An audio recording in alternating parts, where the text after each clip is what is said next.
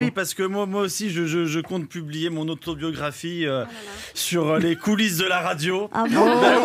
Oui, parce que je vais écrire un livre et je vais tout balancer. Oh là là. Parce que vous, dans votre livre, Camille Lacour, vous parlez de la rivalité qu'il y a entre les nageurs.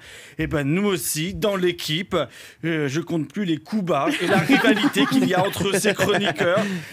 Entre Christine Béroux, qui tous les matins rajoute du sucre et de l'huile d'olive dans le café d'Anne Roumanoff.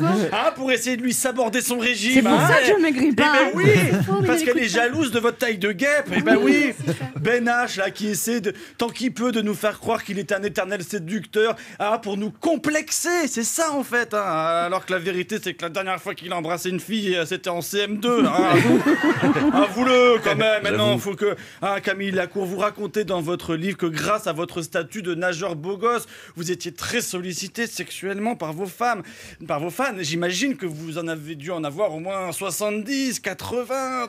Et ben moi aussi, en tant que chroniqueur, l'autre jour, j'ai été sollicité par une fan du public qui devait en avoir au moins 70, 80.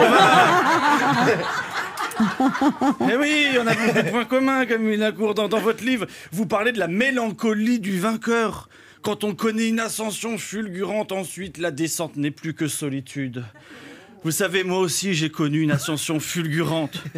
Quand l'autre jour, dans cette émission, Anne, vous me demandiez quel personnage de dessin animé j'aimerais être, et je vous répondais Rémi sans famille. Vous me demandez alors pourquoi, et je répondais du tac au tac, parce que Rémi sans famille, il a pas de belle-mère.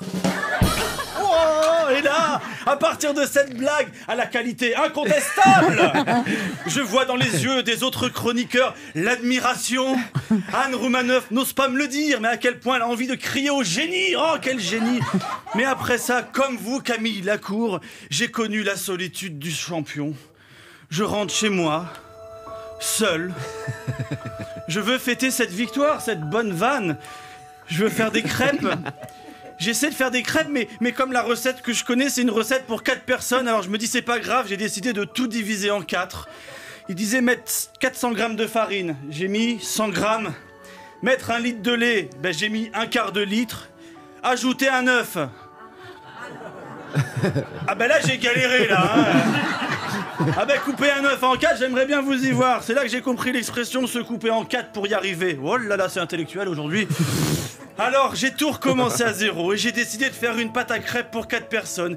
Et j'ai invité mes amis, mes voisins à manger des crêpes. Et c'est là que j'ai réalisé que quand on a du succès, le plus important, c'est d'être bien entouré. Oh là là. Oh.